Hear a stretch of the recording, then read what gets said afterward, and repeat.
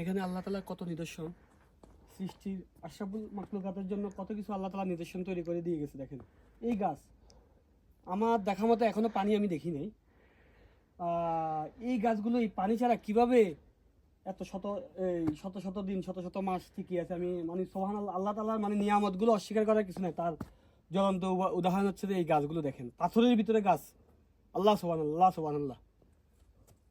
এই পাহাড়গুলো দেখেন, এই পাহাড়গুলোর বয়স মিনিমাম তো লক্ষ লক্ষ বছর আগে। কত নবী সাহাবীগণ এই পাহাড় দেখে গেছে। আজ দেখেন পাহাড়গুলো, এই আমাদের দেশে যে দুবাই ব্ল্যাক স্টোন যায়, এই এখান থেকেই তো যায়। এগুলো বিশাল বিশাল পাহাড়, যে আমরা দুবাইতে বিভিন্ন ইনফ্রাস্ট্রাকচারে যেগুলো ব্যবহার করি। দেখেন এই পাথরগুলো, এই ব্ল্যাক স্টোনগুলোই আমি আপনাদেরকে দেখাচ্ছি।